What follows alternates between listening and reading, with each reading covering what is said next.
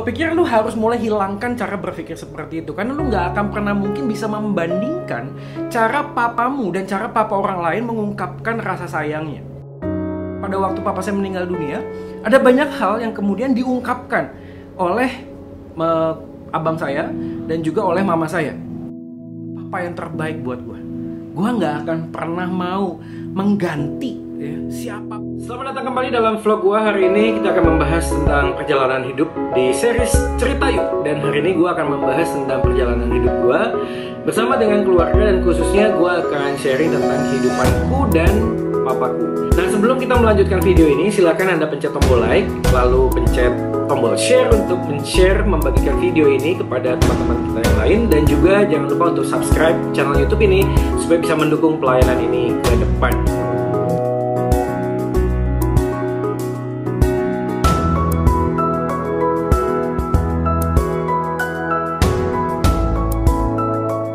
Oke, teman-teman sekalian, bersyukur sekali hari ini gue masih bisa upload sebuah video dalam series Cerita Yuk. Dan terima kasih buat teman-teman yang sudah share di Instagram tentang pertanyaan-pertanyaan yang berkaitan dengan sebuah kisah perjalanan kehidupan manusia.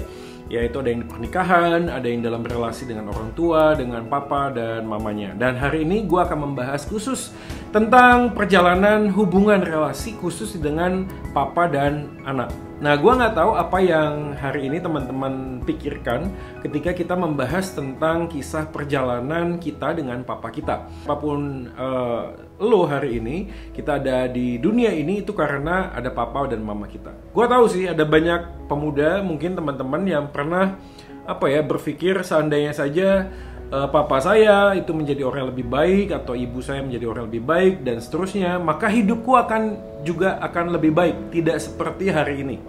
Ada banyak anak-anak pemuda juga, mungkin juga termasuk dengan saya pada saat itu, yang mencoba untuk memikirkan seandainya saja saya tidak punya papa seperti ini, mungkin saja hidup saya akan lebih bahagia.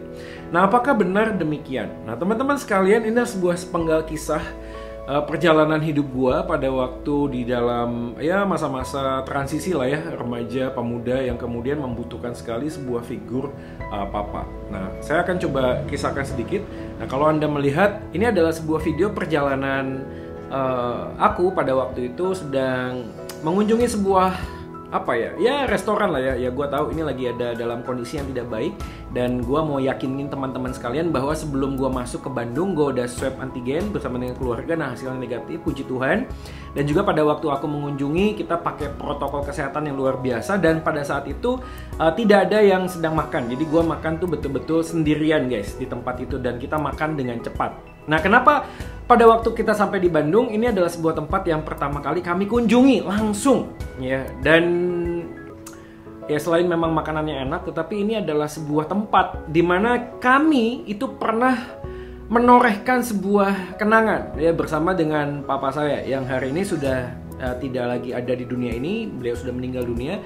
Tetapi ini adalah sebuah tempat yang kami sering kunjungi, kami sering makan di tempat ini. Dulu mungkin namanya bukan ini ya, tapi namanya mungkin Gundaling. Jadi waktu itu lebih kepada ya seperti tempat lapangan gitu, lalu ada sebuah depotnya dan di sana kami makan. Nah, ini minta maaf buat teman-teman mungkin yang beragama non Kristen, ini makanannya memang tidak dimakan ya, alias haram oleh teman-teman saudara-saudara kita yang lainnya. Tetapi karena saya Kristen, maka saya bisa makan makanan ini. Nah, saya makan di tempat itu bersama dengan papa saya. Saya ingat sekali pada waktu itu terakhir kali kami makan di tempat Lapo ini ya, depot ini, ada sebuah pengalaman yang sangat membekas. Jadi waktu itu gue cuma makan berdua sama papa saya di depot ini. Nah, pada waktu kita makan, lalu ketika ada sekelompok anak-anak pemuda yang masuk makan siang itu di dalam gerombolan, jadi banyak masuk ke dalam restoran tersebut. Nah, pada waktu saya memperhatikan karena banyak sekali yang datang, saya lalu kemudian lihat ada satu orang yang saya kenal di dalam kelompok tersebut. Nah, teman ini adalah teman SMA saya. Nah, saat itu saya langsung pamit sama papa saya sebentar. Saya bilang, "Pak, sebentar ya, saya mau nyapa temen, itu lagi masuk." Nah, waktu saya mendekati, saya ingat sekali kisahnya.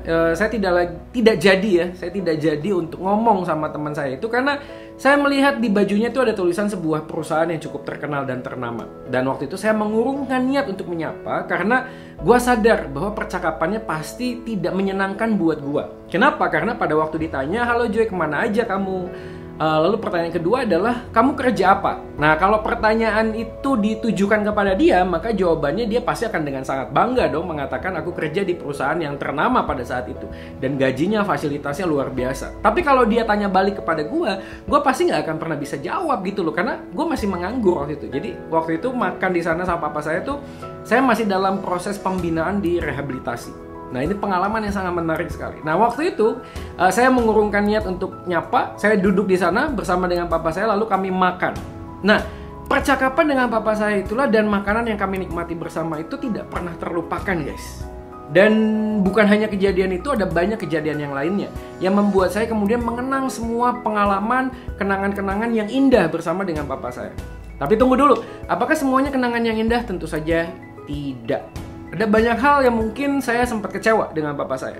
Sudah pasti ya, kalau dia kecewa sama gue, sudah pasti. Saya tidak sempat membuat dia bangga, membuat dia senang, dan seterusnya, bahagia, dan seterusnya.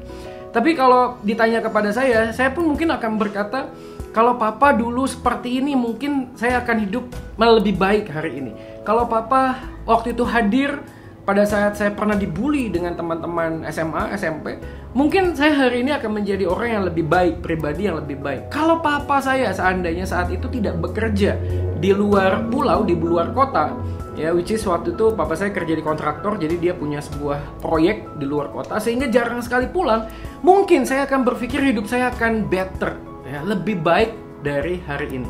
Tapi semuanya, guys, itu adalah sebuah penyesalan. Dan by the way, beliau sekarang sudah tidak ada lagi. Dan waktu itu gue inget banget ketika papa saya itu meninggal dunia, kami sangat terkejut karena beliau tidak pernah sakit, tidak pernah merokok, tidak pernah minum minuman keras, pokoknya hidupnya sehat, olahraga, hidup sehat. Dan tiba-tiba dia meninggal dunia karena serangan jantung. Dan itu membuat gue tuh betul-betul shock, guys. Jadi pada waktu aku ada di depan jenazah beliau, peti jenazah beliau, dalam hati aku berpikir, aku menyesal. Kenapa ya kok dia pergi secepat itu? Padahal hari itu adalah sebuah perjalanan proses. Gue sedang tahu nih tujuan hidup gue tuh apa. Gue lagi mengejar tujuan yang Tuhan kasih buat gue, dan gue pengen banget buat papa saya itu bangga. Tapi nggak ada yang pernah tahu beliau akhirnya meninggal dunia. Dan kejadian yang nggak pernah aku lupain adalah ketika aku itu masuk di panti rehab, guys. Jadi aku telepon papa saya, jadi saya di Surabaya, terus papa saya tuh di Bandung, telepon gitu. Nah, saya memutuskan memasuk seminari, dan papa saya adalah orang yang pernah tidak setuju saya masuk seminari, sekolah Alkitab. Karena alasannya, kamu mau makan apa kalau kamu masuk sekolah Alkitab, bisa jadi pendeta. Ya, ini lagi-lagi ya, ini pemikiran papa saya pada waktu itu. Dan itu menjadi sebuah hubungan yang tidak terlalu baik pada saat itu, guys ya. Jadi yang menariknya adalah di dalam perjalanan waktu, akhirnya ada hal yang gue nggak pernah pikirkan karena kita jauh tinggalnya. Tapi ada sebuah kisah-kisah yang nggak pernah nggak pernah bisa kita lupain, dan itu membuat saya sadar bahwa manusia itu bisa berubah gitu. Dan pada waktu papa saya meninggal dunia, ada banyak hal yang kemudian diungkapkan oleh abang saya dan juga oleh mama saya. Ya, beberapa hal yang mungkin saya nggak tahu. Jadi pada waktu saya sekolah Alkitab, papa saya dan mama saya pernah ngunjungin ke Surabaya pada saat itu. Nah, waktu itu kita ada sebuah kontrakan rumah, jadi kita ngontrak rumah, dan papa mama saya datang ke tempat itu. Lalu saya kan kerja ya, jadi saya pelayanan, jadi saya ke gereja. Nah, waktu ke gereja, inilah hal yang gue nggak tahu gitu loh, gue nggak tahu, dan ini diceritain oleh mama saya. Ceritanya adalah, jadi waktu papa mama saya datang dan saya lagi pergi pelayanan, papa saya mengumpulkan semua berkas-berkas dan tulisan-tulisan khotbah saya, catatan-catatan yang mungkin buat gue tuh nggak ada artinya gitu loh. Tapi sama papa saya tuh diambil, dibawa ke tempat fotokopi, jadi difotokopi dan dibawa pulang. Dan gue waktu itu nggak tahu, dan mamaku nggak ngomong juga. Dan itu kejadian setelah almarhum tuh meninggal dunia gitu. Jadi papa saya meninggal dunia, mama saya bawa cerita. Jadi dia bawa semua clipping-clipping, catatan-catatan khotbah yang memang nggak ada artinya, mungkin cuma coretan-coretan saja, difotokopi, dibawa ke Bandung dan dijilid, guys, dibuat seperti sebuah buku, dibuat bagus. Dan apa yang dilakukan papa saya adalah dia membagikan kepada banyak teman-temannya di Bandung, guys. Dan itu membuat gue tuh sangat terharu ya.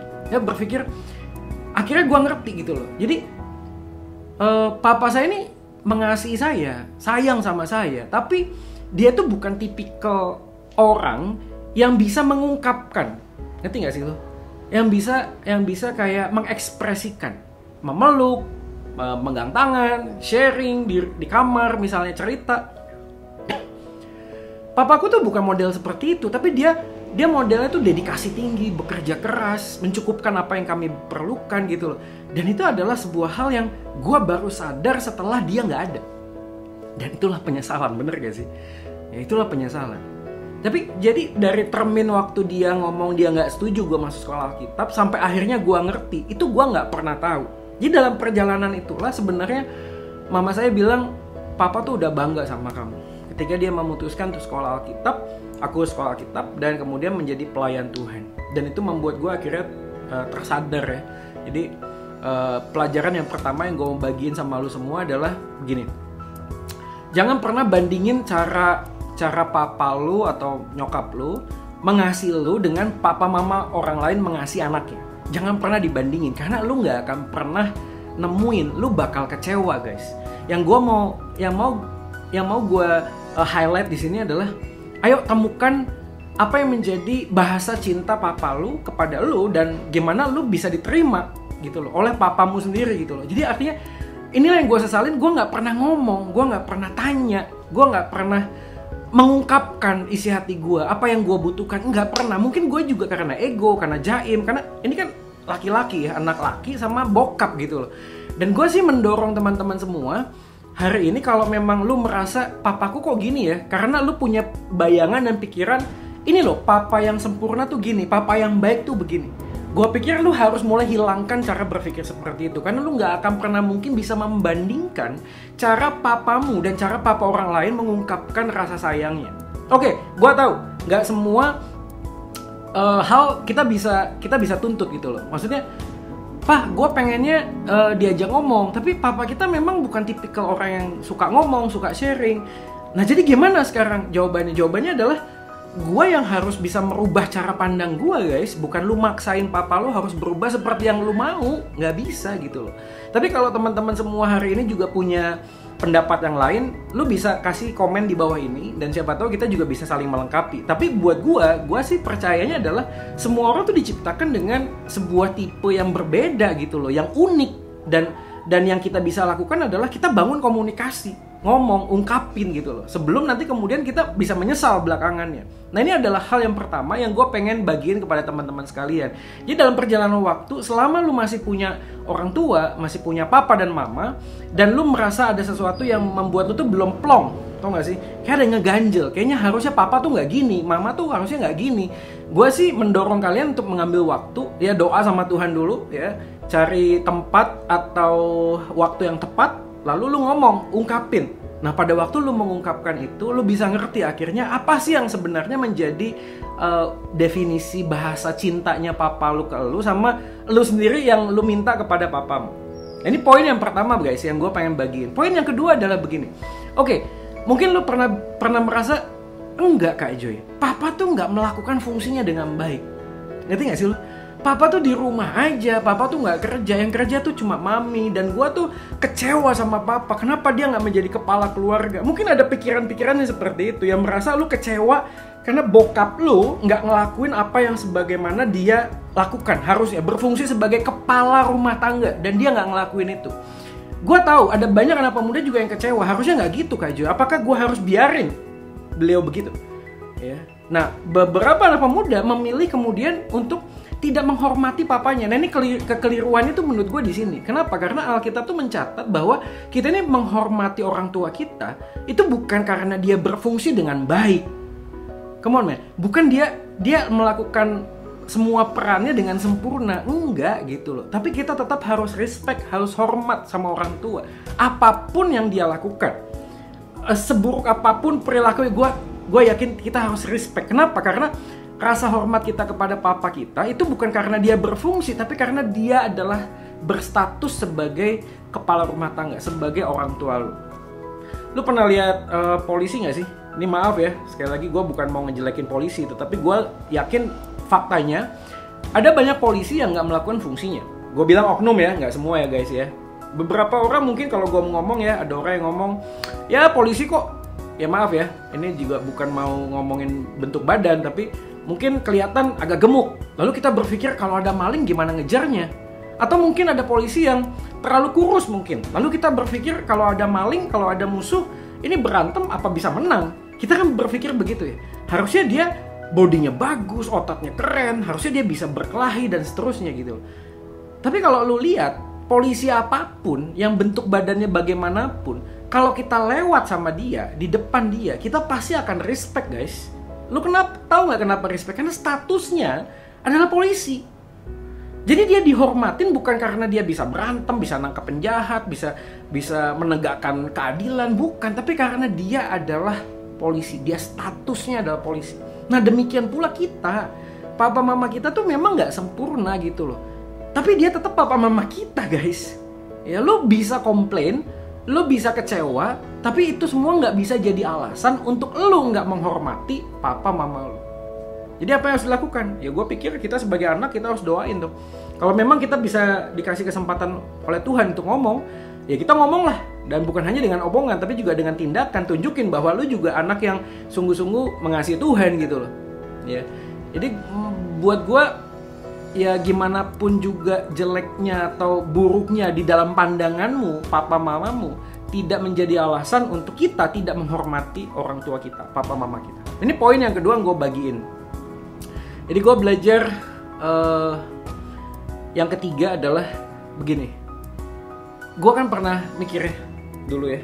Gue pernah punya pengalaman gue nyalahin sih. Maksudnya waktu konseling di rehabilitasi memang ada yang ngomong gue kekurangan figur papa. Sehingga kemudian menjadikan teman geng, teman-teman yang berani, orang-orang yang punya jabatan di dalam organisasi pemuda saat itu yang ditakutin, yang diseganin, itu menjadi papaku, quote and quote ya. Jadi gue akan merasa safe, merasa aman itu karena ada kelompok geng atau seseorang yang punya kuasa, yang punya backing. Gue jadi punya backing. Nah gue waktu itu jadinya salahnya di sana gitu ya. Nah setelah banyak konsultasi, konseling dan lain sebagainya, memang betul sih gue kekurangan figur papa pada saat aku masuk masa-masa puber ya, remaja pemuda lah dan seterusnya gitu loh. Tapi gue hari ini gue harus bisa bilang gue bersyukur banget buat kehadiran papa saya. Lu tahu nggak kenapa? Karena walaupun dia tidak sesempurna seperti yang gue pikirkan, tapi dia tetap papa yang terbaik buat gue. Gue nggak akan pernah mau mengganti ya, siapapun dengan siapapun papaku yang hari ini yang sudah almarhum, yang sudah memberikan dedikasi hidupnya buat gue. Karena gimana pun juga, gue hari ini ada karena jasanya papa gue. Ada banyak hal yang mungkin gue nggak pernah bisa hitung, gue nggak pernah bisa gambarkan. Sekali lagi guys, dia memang ada banyak kekurangan. Tapi segala kekurangannya itu seakan-akan dipakai oleh Tuhan untuk membentuk cara berpikir gue tentang anak. Dan gue akhirnya sadar bahwa Bapak yang sempurna adalah Bapak di surga. Dan Bapak yang di surga ini memilih Bapakku yang di dunia ini untuk membentuk aku menjadi pribadi yang semakin lebih baik. Kan kesulitan kita pada waktu kita ngelihat papa kita itu mengecewakan ya. Sudut pandang kita tuh nggak fair. Maksudnya kita merasa seakan-akan gue bisa lebih baik dari papa gue. Dan itu pikiran yang menurut gue juga harus kita mulai hilangkan ya. Dan kita sadar bahwa papa dan saya sama-sama manusia yang berdosa. Ya, dan sebenarnya di hadapan Tuhan kita pun saling membangun. Ya, kita pun saling melengkapi gitu. Ya, dan teman-teman, gue sih sekali lagi pelajaran yang ketiga ini pengen mendorong kalian ya, gue nggak tahu ya, ada banyak pemuda mungkin lebih kompleks ya kehidupannya. Maksudnya ada yang punya papa udah divorce sama mama, lalu papamu mungkin nikah lagi gitu ya, ada banyak kebencian, lalu udah menikah lagi punya anak lagi ya dengan istri yang barunya, lalu Anda merasa tersaingi, merasa pengen meraih rasa sayang ya, kasih sayang, karena kok rasanya dia lebih sayang kepada anaknya dengan istri yang keduanya dan seterusnya gitu. Ada banyak kebencian. Buat gue sih hal pertama lu harus belajar mengampuni sih ya.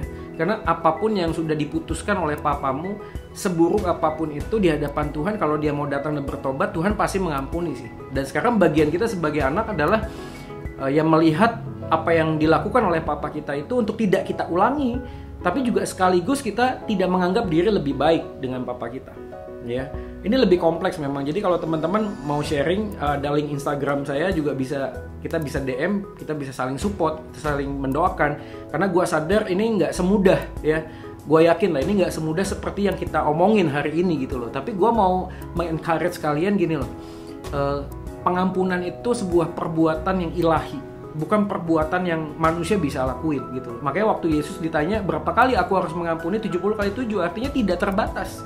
Dan kalau kita memang ada di dalam sebuah keluarga yang papa kita selalu berbuat kesalahan dan kita diminta untuk terus mengampuni, ya bagian lo adalah terus mengampuni. Dan pertanyaannya adalah apakah gua mampu mengampuni? Jawabannya pasti enggak. Makanya kita butuh relasi dalam Kristus, dan kita yakin bahwa pengampunan dosa, penebusan dosa yang Kristus lakukan buat kita itu memberikan kepada kita kekuatan, guys. Kekuatan untuk bisa terus-menerus mengampuni. Seperti halnya kita pun dengan Tuhan yang selalu terus-menerus berbuat salah, tetapi tetap Tuhan mengampuni. Dan gue tahu bagian kita mungkin nggak bisa nasehatin atau karena kita merasa kita anak. Tapi kalau memang Tuhan kasih kesempatan itu, yuk kita mulai bagikan sebuah kebaikan, bukan dengan nasihat kata-kata, tapi tunjukin bahwa hidup lu di dalam Kristus tuh punya sebuah nilai yang indah gitu loh, punya sebuah nilai yang berharga. Dan sehingga papa mama kita tuh kayak diberkati. Jadi hidup kita tuh kayak sebuah surat yang terbuka yang kelihatan, lalu papa mama kita bisa ngelihat, iya anak gua kok begini ya. Apa sih yang membuat dia begini gitu loh. Dan kita bisa ngomong bahwa ya Yesus yang mengubahkan hidup kita. Ya. Oke, ini 3 hal teman-teman yang gua bisa bagiin. Kalau teman-teman sekalian punya masukan, punya komentar, punya pertanyaan, silakan langsung tulis di komen di bawah ini. Dan gue sih berharap kita sekalian boleh menjadi anak-anak Tuhan yang sungguh-sungguh berbakti ya, sebelum kayak gue gitu loh, menyesali karena sekarang sudah nggak punya papa. Dan teman-teman yang masih punya papa dan mama, yuk lebih banyak waktu untuk ngobrol sama papa mama kita nih. Lagi pandemi nggak bisa kemana-mana, ya di rumah lah ya. Ajak main games bareng, nonton bareng mungkin, atau misalnya ya lu buka percakapan lah, mungkin agak awkward ya, agak aneh gitu ya. Tapi cobalah cari waktu, cari kesempatan. Apa sih yang lu suka, hobi apa yang kita bisa lakuin bersama? Main catur kek, main uno kek, main prank? Enggak lah, jangan main prank, main apa ya?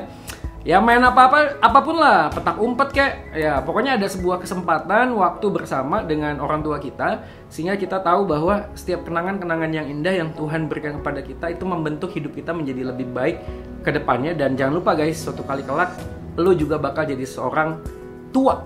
Ya, seorang orang tua ya, seorang papa dan mama yang kemudian juga bisa melakukan hal yang baik juga kepada anak-anak kita kelak. Ya, jangan sampai ada hal yang buruk yang papa mama kita lakukan lalu kita mencoba untuk balas dendam dan kita lakuin itu kepada anak-anak kita nantinya gitu loh. Jangan sampai itu terjadi gitu loh guys. Gue mau mendorong kita untuk berhenti ya, tidak lakukan apa yang papa mama kita lakukan kepada kita yang buruk, tetapi kita minta kepada Tuhan hikmah. Demikianlah vlog kita pada hari ini di dalam series Cerita Yuk, sesi yang kedua guys. Dan jangan lupa untuk pencet tombol like guys, dan share video ini sebanyak mungkin. Dan bagi teman-teman yang belum subscribe, silakan tekan tombol subscribe karena subscribe itu gratis untuk bisa mendukung pelayanan ini. Dan jangan lupa bunyikan loncengnya supaya setiap kali ada video baru Anda bisa mendapatkan informasinya.